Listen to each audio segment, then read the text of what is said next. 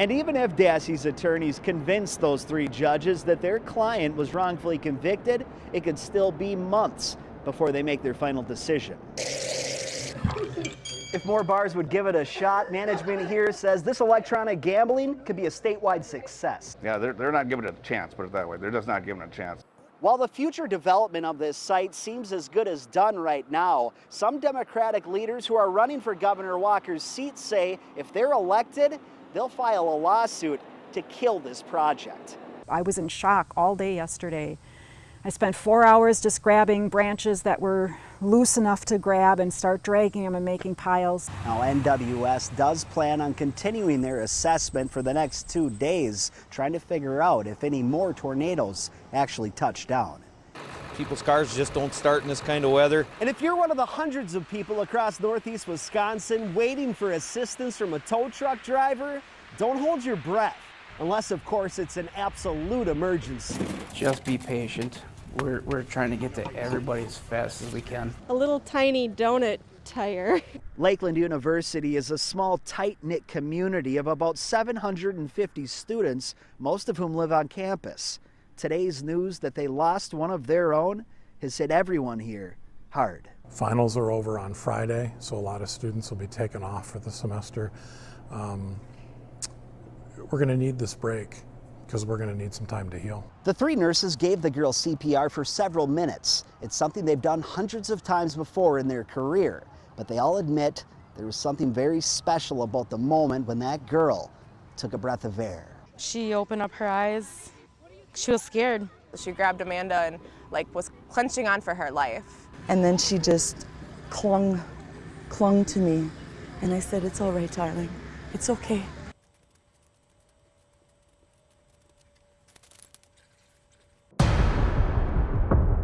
Nearly half of Dwayne Holloway's life was spent here.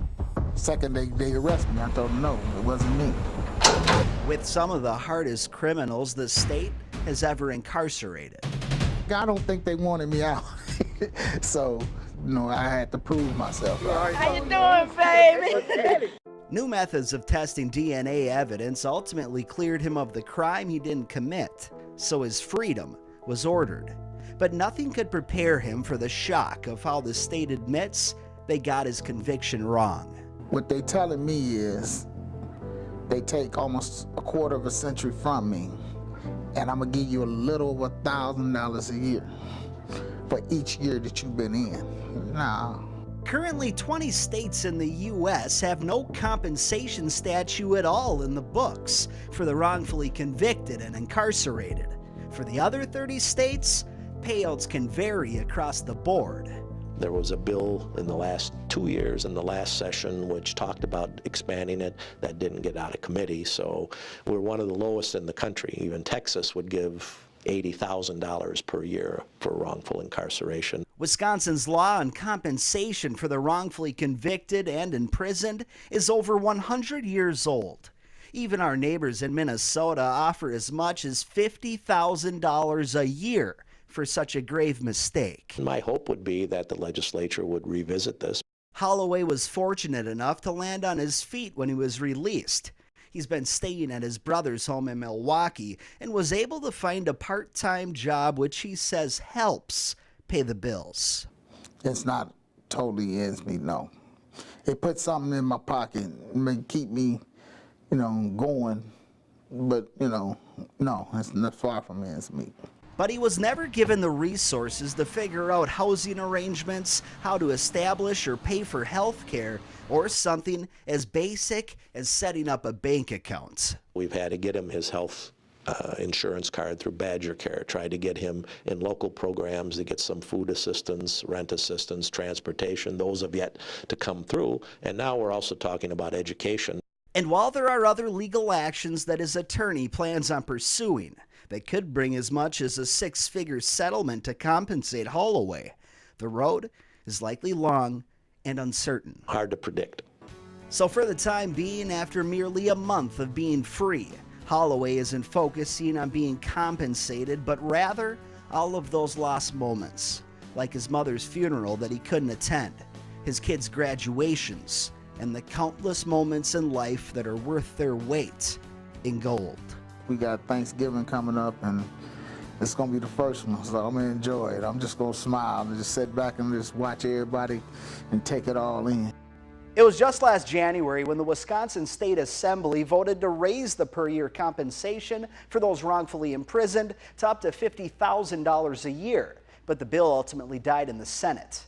Recently, Governor Walker went on record with us stating increasing such compensation is worth looking at going forward. I got 30 now, 2.5, and about a 5 and 7.5. And You have to be quick, but maybe not that quick, if you want to snag some of the deals at Saturday's auction. That's what the people want. They don't want to sit there, and wait for you to diddle-daddle around. A crash Lots of noise. spun Julia Salomon into a state of confusion. I was shaking. My arm hurts. My neck was hurting a lot. A car smashed into hers, airbags deployed, her car tossed into the ditch. Panic set in, but not for long. All of a sudden, there was this voice. Hi, my name is Mark. It was the comfort given by him, a stranger, in a moment of need. And he was just very calming. That Julia will undoubtedly hold on to for years. He made that choice to stop, even though he had his kid in the car, to help me, and that's really cool.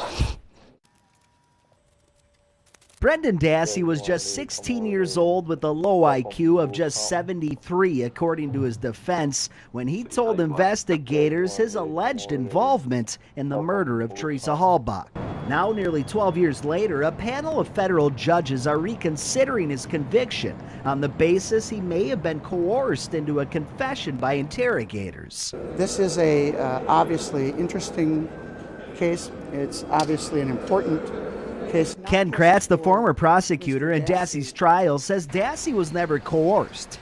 And Tuesday, the state's prosecution agreed, arguing Dassey was never made promises of leniency for a confession. And despite interrogators telling Dassey at the time, we already know, and honesty is the only thing that can set you free, the state says a confession was never coerced. I'm hopeful that the conviction will be upheld and that the matter will finally be put to rest. Dassey's defense told a panel of judges something very different, though. They say Dassey was fed answers from interrogators, even telling the panel of judges Dassey was given a free pass to confess to the worst. They even brought up that while being interrogated, the 16-year-old was told, "You're scared you might get arrested. You don't have to worry."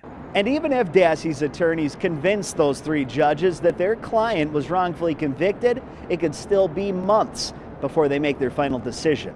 My guess is no better than any of yours. Keeping you connected in Chicago, I'm Eric Crest with NBC 26. But the highs and lows of heroin addiction managed to flood right into the valley, and the abuse, it starts a lot closer to home than you'd think. I mean, I had a great childhood. I did everything I wanted to do, played sports and stuff like that, and had all the opportunities I could ask for. But where else would these women stir up memories that most haven't touched in decades? Trust me, every girl here was digging out a lot of photos. I've only seen this group of girls one time in the last 30 years. Today, dozens of former cheerleaders from the 80s took that walk. We had two sets of sisters on the 85 squad. Right down memory lane. We were like celebrities. Even recalling some of the better hair choices they made in an era known for big hair. Right now, we're just starting to scratch the surface and dig in to a 1,200-page petition that could get Stephen Avery a new trial, maybe even released from jail. Now, within the pages, there are several claims by Avery's attorney suggesting Avery's innocence and the mishandling of his case by Ken Kratz, the former district attorney. Now, one of the claims made in the court documents was that a new brainwave test conducted on Avery suggests that Avery does not know certain specific details of Halbach's death. Now, that test is said to be 99.9% accurate. Now, one other claim we found made by Avery's attorney was that new scientific evidence suggests that the bullet found by police in Avery's garage that the state argued killed Halbach, well, it never passed through her skull like it was explained to of back when Avery was convicted. Now, we will continue to comb through these documents, and we'll keep you updated on NBC26.com and also our 10 p.m. broadcast. Until then, reporting from Manitowoc County, I'm Eric Crest with NBC 26. Green Bay, my gosh, how far away is Green Bay?